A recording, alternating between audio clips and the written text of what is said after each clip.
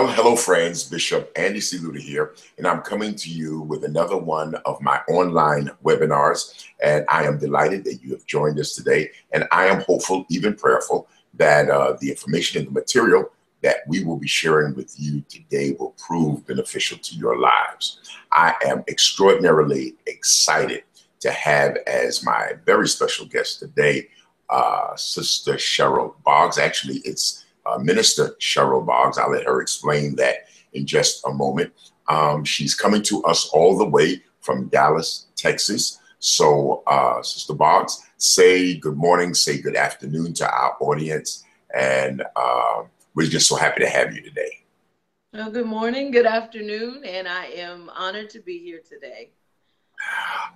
Let's begin here because I want to do justice to where God has placed you in the body of Christ. I have known Sister Boggs for quite some time, but give us your current position in the body of Christ so that my references are accurate. Well, I am an elder at the Potter's House in North Dallas, pastored by Pastor Cheryl Brady, Bishop Joby Brady, and we are up under Bishop T.D. Jakes. And Okay. Now, Elder, for those who don't know Elder Cheryl Boggs, share with us your background, where you came from, and what led you to where you are now. Well, I started out, of course, in the local church, and I remember this Brian Keith Williams's church, Pastor Brian Keith, though he's a bishop now, and I just was singing in the congregation. The next thing I know, they're asking me to lead the praise and worship. Okay. Well, let's start with where you're from now. I know you spent a lot of time in Columbus, but prior to Columbus, where is your native? What do you call your native home? My native home actually is West Virginia, All right. Beckley, West Virginia, where I was raised. And my father was a Baptist pastor, Reverend Carl E. Boggs and Ruth N. Boggs, and they pastored a church. So I grew up, around church and around loving Jesus. Sure. Now, as mentioned earlier, you spent a goodly amount of time in the Columbus area. And even before you attached yourself to now Brian Keith Williams, you were very active in one of the community choirs with Keith Dobbins. Tell us a bit about that, what that experience was like. It was an awesome experience. It was young people coming together from all across Ohio, the Columbus, Ohio area, Cincinnati, Dayton. And it was called Keith Dobbins and the Resurrection Mass Choir. And it was, I was the president there, actually, of the choir for a number of years, but maybe about three or four. So we traveled, we recorded, and it was an awesome experience to be there. Okay. And then from there, your actual work in church on a more formal basis began with, I believe it was Reverend Brian Keith Williams then. I don't want to date you too much, no. But talk about your attachment to that ministry, your role in that ministry, and what you took away from your time with Bishop Brian Keith Williams. Well, like I was alluding to earlier, I was just a young person coming up, and I was singing, like I said, at a church I visited, and next thing I know, they're asking me to come and sing, and lead praise and worship. And I led praise and worship there at that time. It was called Truth Evangelistic Center, I believe, was even in there. And what I took away from that experience was just the knowledge of knowing Jesus, and in the intimacy of worshiping him and loving him, and being able to lead people into the presence of God. And that to me is just one of that's the greatest thing, to be able to lead people, hurting people who maybe have never really entered into worship. They follow the leader. And if I'm worshiping, then they're continuing to worship the Lord along with me. And I think that was one of the greatest takeaways, to watch God change people right in the middle of worship.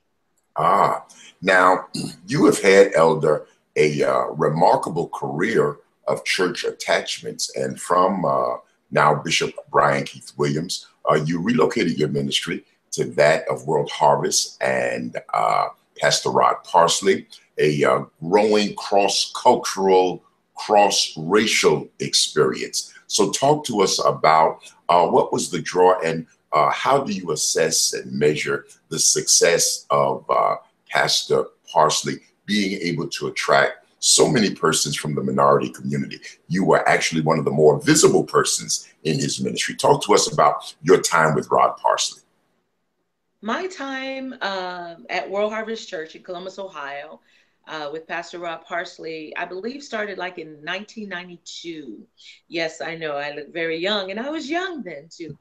But it was like 92, and I stayed there for 8 years.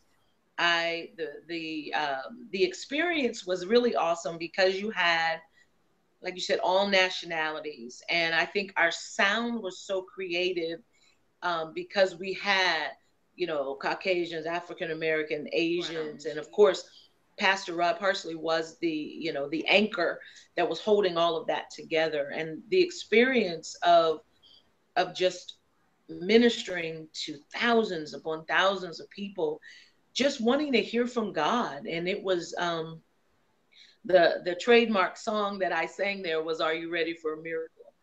And people still remember 15, 20 years later, or probably more, they still walk up to me and tell me how that they were blessed through that song and blessed through my time of leading worship there. And what I took away from there was that, in heaven and what God looks at us, he doesn't see just one race, he sees all of us. He created. And your additional time, or your remaining time there in Columbus, featured you as one of the icons, one of the local icons on a local television station, WSFJ Channel 51. And you were regularly seen on that station. And talk to us about how that came about and how you transitioned from, let's say, the psalm and the pulpit of World Harvest to the sound stage and the video and the television studio of Channel 51. Channel 51 actually came first. Actually, we went and did a recording at WSFJ with Pastor Brian Keith Williams at that time. And they heard me sing there. And I received a telephone call and asked me, did I want to, come and sing there? And I went and I sang on a Tuesday. And then they invited me to sing every Tuesday. I believe it was Tuesday or Wednesday. So I did it live, and I actually did that for 5 years. Great, great. Friends, you are watching and listening to Elder Cheryl Boggs of Dallas, Texas. I am Bishop Andy Seguin. I'm so delighted that you have joined us today for this particular webinar. And we're going to go right back to talking to Elder Cheryl Boggs. Elder, being from West Virginia, Yeah. it is no surprise that when T.D. Jakes burst on the scene, you were familiar with him because he began there in West Virginia. And of course, Columbus is in such close proximity to West Virginia and Charleston. It wasn't too long before your ministry kind of shifted to that of T.D. Jakes. Talk to us about that transition from Rod Parsley, World Harvest, to your association with Bishop T.D. Jakes. Well, my association with Bishop T.D. Jakes actually goes back to my teenage years in West Virginia. He would come to the local church there in Beckley and he would preach. So I knew him, back then. And then when I moved to Columbus, he would still come to Columbus and we kept that connection, and I would go back, and visit a lot. Um, it was just God. And then when it got time for me to shift from Ohio, I knew that God was calling me into full-time ministry. And when it came that time, Bishop Jakes had already been in Dallas for 2 years. So I felt that if I moved to Dallas, I felt the Lord leading me. but I knew I'd have a good church, even though I didn't know a lot of people. I knew that I would have a good church.